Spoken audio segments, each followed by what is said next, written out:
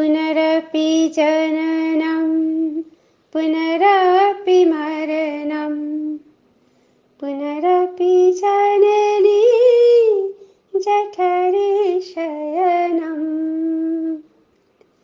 इह संसारे बहु दुस्तारे इह संसारे बहु दुस्तारे कृपया पारे पाहि मुरारे कृपया पारे पाहि मुरारे। परमपिता परमात्मा योगेश्वर श्री कृष्ण जी के पावन चरणारविंद में श्रीमद् भगवद गीता के इस दिव्य ज्ञान को समर्पित करते हुए आप सभी भक्तजनों का हार्दिक स्वागत है। सभी को प्रणाम, सभी को वंदन। आदि गुरु शंकराचार्य जी रचित पुनरपि जननम पुनरपि मरणम पुनरपि जननी जठरे शयनम, वाकई में इतना अद्भुत सूत्र, अद्भुत श्लोक, अद्भुत मंत्र, जो भी आप कह लीजिए। कोटि कोटि प्रणाम, कोटि कोटि वंदन आदि गुरु शंकराचार्य जी के पावन चरणारविंद में, जो हमें मनुष्य को एक अद्भुत संदेश देती है कि बार बार कब तक हम ये जीव, हम मनुष्य अलग अलग योनियां प्राप्त करते रहेंगे। बार बार इस दुख रूपी संसार में कब तक हम बार बार आते रहेंगे, जन्मते रहेंगे, मरते रहेंगे। कब तक अपनी माता के जठर में शयन करते रहेंगे। हे मुरारी, ये संसार, इससे पार जाना अत्यंत कठिन है। हे मुरारी, केवल आप ही हमें इस संसार से, इस भवसागर से पार करवा सकते हैं। तो इसी शुभ और मंगल कामना के साथ आइए हम चलते हैं भगवत गीता की सुंदर चर्चा पर। आज का विषय अत्यंत गहन है, अत्यंत महत्वपूर्ण है। काफी समय से कुछ साधकों के द्वारा प्रश्न पूछा जा रहा था कि कृपया हमें चित्त के बारे में बताइए, क्योंकि मन, बुद्धि, चित्त, अहंकार की बात आती है तो हम मन, बुद्धि, अहंकार को तो जानते हैं, लेकिन चित्त क्या है, इस पर कृपया प्रकाश डालिए। बहुत ही सुंदर विषय है, क्योंकि चित्त एक ऐसी चीज है कि जिसे समझना, मैं कहती हूँ कि हर व्यक्ति को अत्यंत समझना, जानना ना केवल आवश्यक है, बल्कि जब आप इस चीज को जान लेंगे, समझ लेंगे, तो ऐसा विश्वास है कि हर व्यक्ति के जीवन में अवश्य ही रूपांतरण होगा। क्योंकि जो चीज हम देख सकते हैं, यानी कि हमारा आज का जो विषय है वो मन और चित्त पर ही होगा। तो मन क्या है, चित्त क्या है, इसको आज हम जानने की कोशिश करेंगे। मन को तो हम सभी खैर केवल पहचानते हैं, जानते नहीं है कि मन क्या है, केवल पहचानते हैं इस साधन के रूप में कि हमारा मन ही ये जो सारे कार्य करवाता है, करता है, वो सब कुछ मन है। मन के अंदर ही ये सारी वासनाएं, तृष्णाएं, राग, द्वेष, ईर्ष्या, इच्छा, लोभ, मोह, क्रोध, ये सब कुछ, ये जो कुछ भी, वो मन के अंदर ही भरा है। और मन के कारण ही बंधन है और मन से ही मुक्ति है। तो मन क्या है, चित्त क्या है, इस विषय पर आज हम बहुत ही सुंदर चर्चा करेंगे।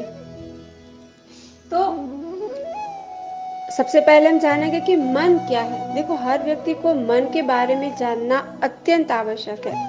और मन और चित्त के अंदर कितना भेद है, चित्त क्या है, इसका मन से क्या संबंध है, ये सारी चीजें हम जानेंगे। मन के कितने स्तर हैं, किस अवस्था में जो है वो मन का कार्य होता है, चित्त की कितनी अवस्थाएं, चित्त की वृत्तियां क्या है। बहुत लंबी यात्रा हमें इस चर्चा के दौरान करनी है, और एक एक चीज को हमें इतनी गहराई से समझने का प्रयास करना है कि हमारे जीवन के 90% जो प्रश्न होंगे ना, वो इस सुंदर चर्चा के बाद ही आपको काफी सारे प्रश्नों के समाधान निश्चय ही मिलेंगे। क्योंकि जो सारा जगत का ये जो खेल है ना, वो केवल मन का ही है। लेकिन क्योंकि मन को हम देख पाते हैं, इसलिए चित्त की अवस्था को हम नहीं जानते कि चित्त क्या है। देखो, बहुत ही सरलता से अगर हम कहें कि मन और चित्त के अंदर जो भेद है वो केवल इतना ही है कि मन हमारा ऊपरी सतह है और चित्त मन की ही गहरी अवस्था है जिसको चित्त कहते हैं। यानी कि चित्त कुछ अलग नहीं है, मन से अलग नहीं है।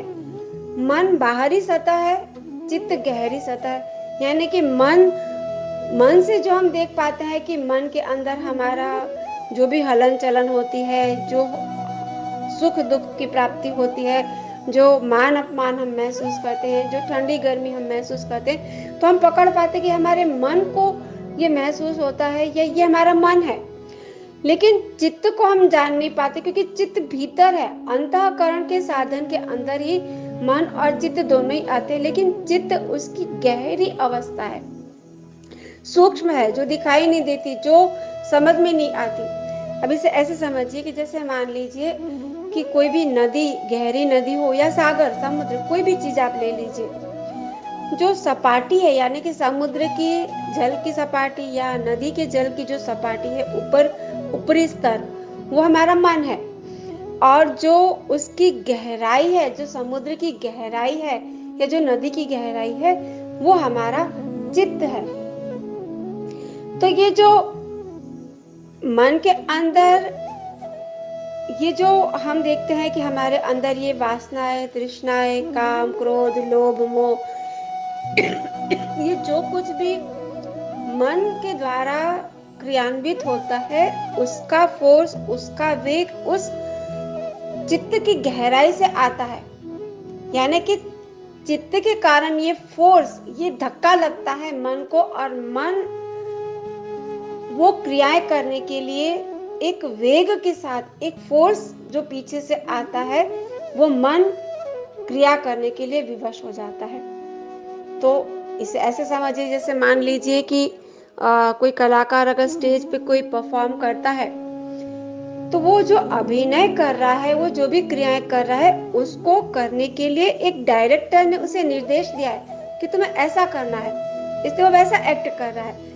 ठीक वैसे ही मन वही क्रियाएं करता है जो पीछे से चित्त का धक्का जब लगता है, चित्त का जो फोर्स आता है, तो ये जो चित्त का फोर्स आता है, उसके कारण मन के द्वारा कई बार हमारे व्यक्ति के द्वारा जो है वो ना चाहते हो भी अच्छे बुरे कर्म इसीलिए हो जाते हैं। तो मन को समझना तो खैर है ही, लेकिन ये चित्त क्या है, चित्त के अंदर ये जो वेग उठते हैं, ये जो फोर्स आता है जो मन को धकेलता है, वो क्या है। देखो, जैसे कि हमने अभी कहा कि मन की गहरी अवस्था चित्त कहलाती है। तो इसका मतलब है कि मन के ऊपर जो ये हमारे वासना, तृष्णाएं, इच्छाएं, लोभ, क्रोध, मोह, जो कुछ भी भावनाएं हमारे अंदर उत्पन्न होती है, जो कुछ भी क्रियाएं या जो कुछ भी फोर्स इन सब चीजों का आता है नीचे से चित्त के द्वारा, वो चित्त के अंदर ऑलरेडी हमारे ही द्वारा डाला गया है। अब इसे समझिए कि पहले तो आप ये समझिए कि मन की गहरी अवस्था चित्त है, और इस मन और चित्त की ये जो मन है ना, इसकी तीन अवस्थाएं हैं। तीन अवस्थाएं यानी कि जैसे ऊपरी सतह, जैसे कि हमने अभी कहा कि जल का अगर कोई ऊपरी सतह है तो वो मन है, यानी कि बाहरी सतह पे जो मन काम करता है वो बाहरी सतह का मन कहलाता है। और जो बाहरी सतह का मन कहलाता है उसे हम कहते हैं चेतन मन, क्योंकि चेतन मन ही जो भी पीछे से वेग आता है, जो फोर्स आता है, उसके द्वारा जो वर्तमान में हमारे द्वारा, जीव के द्वारा जो कर्म या जो क्रियाएं होती हैं, वो चेतन अवस्था में ही होती है, जागृत अवस्था में ही होती है। जब हम जगे हुए हैं, यानी कि जब हम अपने आप को, स्वयं को देखते हैं, महसूस करते हैं, अपने बाहरी जगत को देखते हैं, ये चेतन मन कहलाता है। इसके बाद आता है दूसरा अवचेतन मन और तीसरा अचेतन मन। चेतन मन यानी कि कॉन्शियस माइंड, अवचेतन मन यानी कि सब कॉन्शियस माइंड, और अचेतन मन यानी कि अनकॉन्शियस माइंड। तो ये तीन अवस्थाएं मन की है, लेकिन जो चेतन मन है वो मन कहलाता है। जागृत वाला मन जो है, जो कार्य करता है, वो चेतन मन कहलाता है, जागृत मन कहलाता है। लेकिन जो अवचेतन मन है और जो अचेतन मन है, अवचेतन मन बीच की अवस्था है, और अचेतन मन जो है यानी कि अनकॉन्शियस माइंड, वो तो बिल्कुल चित्त की इतनी गहरी अवस्था है, यानी कि यूं समझ लीजिए कि सागर का जो तल है, नदी का जो तल है, वो अचेतन मन की अवस्था है, जो बिल्कुल इनविजिबल यानी कि जो दिखाई किसी भी समय किसी भी काल में आपको किसी भी सूरत से वो आपको कभी भी दिखाई नहीं पड़ सकता या उसे आप अनुभव नहीं कर सकते। लेकिन अवचेतन मन जो बीच की अवस्था है, उसे ऐसे समझ लीजिए ना कि जैसे मान लीजिए कि किसी पर्वत को आपने एक नदी के अंदर से कोई पर्वत जो है वो बाहर की तरफ निकल रहा है, नदी के तल से एक पर्वत अगर कोई ऊपर की तरफ है, तो जो पर्वत का पानी से ऊपर का हिस्सा है वो हमारा चेतन मन है, और जो कुछ अंश पानी के भीतर जो आपको कुछ अंश दिखाई दे रहा है वो अवचेतन मन है, और जो तल है, जो गहराई में पड़ा हुआ पर्वत का तल है जो बिल्कुल दिखाई नहीं दे रहा, वो हमारा अचेतन मन है। तो इसे ऐसे समझिए कि जो चित्त की दो गहरी अवस्था है, एक बीच की अवचेतन मन और एक है अचेतन मन। देखो पहले भी कई बार बताया है कि हमारे जन्मों जन्म के कर्म संस्कार, न जाने कितने जन्मों से हम कर्म संस्कार अपने साथ लेकर आए हैं। ये जो अचेतन मन है ना, इसी के अंदर हमारे जन्मों जन्म के वासनाएं, हमारी इच्छाएं, हमारे लोभ, ये जो हमारी जो भी जन्मों जन्म की वासनाएं चित्त में पड़ी हुई है संस्कार के रूप में, यही हमारा अचेतन मन है। और यही कारण है, इसीलिए कहा ना कि ये कारण शरीर जो बनता है, जब तक ये अचेतन मन के अंदर जब तक हमारी वासनाएं तृष्णाएं पड़ी हुई है, तब तक ये परिभ्रमण ऐसे ही चलता रहेगा। अब ऐसे समझो कि ये अचेतन मन के अंदर ये जो वासनाएं तृष्णाएं भरी हुई है, वो कहाँ से आती, वो अचेतन मन के अंदर संग्रह कैसे हुई?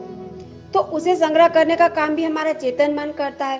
देखो जो हमारे इंद्रियों के द्वारा, क्योंकि मन इंद्रियों का स्वामी है, इंद्रियां अपने विषय की तरफ आकर्षित होती है। हमारी जो 5 ज्ञान इंद्रियां हैं, आंख, नाक, कान, मुंह और त्वचा, ये जो अपने अपने विषयों की तरफ जब आकर्षित होती है, तो जैसे कि हमने पहले भी बताया कि वर्तमान के अंदर हम जो कुछ भी अपनी इन इंद्रियों के द्वारा देखते हैं, बोलते हैं, सोचते हैं, करते हैं, पढ़ते हैं, लिखते हैं, जो कुछ भी छोटी से छोटी क्रियाएं भी हम करते हैं, उसकी एक जेरोक्स या उसका एक प्रिंट, एक संस्कार के रूप में अमिट छाप हमारे अवचेतन मन के अंदर जो है वो फिट हो जाता है, चित्त में जमा हो जाता है। अवचेतन मन के अंदर 24 घंटे के अंदर हमने जो भी क्रियाएं की है, वो अवचेतन मन के अंदर फॉरवर्ड होती चली जाती है, जमा होती चली जाती है।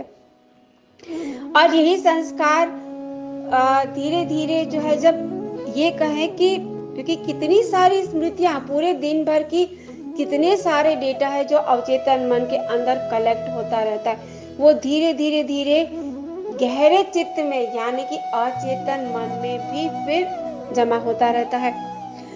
तो इसलिए अगर हम केवल इस विषय पे चर्चा करें, इस चीज को समझने की कोशिश करें कि जो कुछ भी हमारी क्रियाओं के रूप में जो संस्कार अवचेतन मन के अंदर जमा होते हैं, वही फिर एक धक्का मारते, एक सर्कल चलता रहता है। चेतन मन अपने इंद्रियों के द्वारा जो भी, अपने विषय के द्वारा जो भी क्रियाएं करता है, उसके संस्कार अवचेतन मन में जमा होते हैं। अवचेतन मन फिर उसी वेग के कारण, क्षमा करें, मन से वही क्रियाएं करवाता रहता है। तो इस तरह से एक साइकिल चलती ही रहती है। तो ये क्षमा करें, ये जो साइकिल चलती रहती है, इसी के कारण ये कहा गया है कि ये जो चेतन मन जागृत अवस्था में होते हुए भी जो सारी क्रियाएं कर रहा है ना, उसका कारण क्या है, इसको हम बहुत ही एक सरलता से समझने का प्रयास करेंगे। देखो मन क्या है, अब हम ये जाने कि चेतन मन क्या है। अभी तक तो हमने अवचेतन मन पर इतना बहुत विस्तार से नहीं समझा, केवल इतना ही जाना है कि अवचेतन मन के अंदर ये जो क्रियाओं के संस्कार जमा होते हैं, उसी का वेग जो है वो चेतन मन को वो धक्का मार के कोई भी क्रिया चेतन मन के द्वारा करवाने के लिए विवश करती है। अचेतन मन जो है वो इंद्रियों की मदद से, इंद्रियों विषय की तरफ बाहर आकर्षित होती है, फिर कुछ क्रियाएं करती है, फिर उसके संस्कार अवचेतन मन में जमा होते हैं। तो इस तरह से भी ये साइकिल चलती रहती है। तो इसे आप ऐसे समझिए कि ये जो क्रियाएं होती है वो क्यों हो रही है। तो मन क्या है पहले अब हम ये जानेंगे, चेतन मन। अब हम चित्त को बाद में समझने का प्रयास करेंगे। चेतन मन क्या है, इसको जानने के लिए हमें जो हमारे मन, जो चेतन मन के द्वारा जो कुछ क्रियाएं होती हैं उनको शास्त्रों में नाम दिया गया है। जैसे कि आप अनुभव भी कर सकते हैं, लेकिन क्योंकि हमारी दृष्टि उस तरफ नहीं होती इसलिए हमें इस चीज का ख्याल नहीं होता कि वाकई में हमारा मन जो है वो इन चीजों से क्रियाशील है। तो वो क्रियाशील होता है 6 प्रकार से। देखो 6 प्रकार की जो क्रियाशील हमारे सतत मन के अंदर होती रहती है, या मन ही ये जो है वो क्रियाएं करता है और वो सारी चीजें मन ही है। तो वो 6 प्रकार से क्रियाशील होता है। उसमें सबसे पहला है विचार, फिर है विकल्प, स्मृति, संवेदनाएं, भावनाएं और विपर्य। तो ये 6 प्रकार की क्रियाएं मन के द्वारा सतत वर्तमान में कुछ ना कुछ, कोई ना कोई जो है वो मन जो है इन क्रियाओं को करता रहता है। मन इन 6 चीजों से क्रियाशील सतत होता रहता है और इसी के संस्कार अवचेतन मन में जाते हैं, यानी कि चित्त में जमा होते हैं। फिर यही चित्त के द्वारा एक फोर्स, एक धक्का लगता है जो हमने डाला है। यानी कि समझ लीजिए जैसे कि जो आपने गुल्लक में डाला है, हाथ डाल के आप उसी गुल्लक से वही चीज बाहर आ रही है, चाहे आप उसे हाथ डाल के निकालिए, चाहे वो छलक छलक के आप तक पहुंच रही है। तो इस तरह से, क्योंकि विषय बहुत और गंभीर है, हम कल इन 6 प्रकार के जो क्रियाओं से मन क्रियान्वित होता है इसकी हम विस्तार से चर्चा करेंगे। इसके ऊपर हम कल विस्तार से चर्चा करेंगे, जिसमें अंतर्गत हम पहले जानेंगे विचार कहाँ से आते हैं, कैसे बनते हैं और क्या है विचार। इस पर हम विस्तार से कल चर्चा करेंगे। आप सभी को बहुत बहुत हार्दिक शुभकामनाएं। श्रीमद् भगवद गीता के इस दिव्य ज्ञान को प्रभु श्री के चरणों में समर्पित करते हुए सभी को प्रणाम, सभी को वंदन, नमस्कार।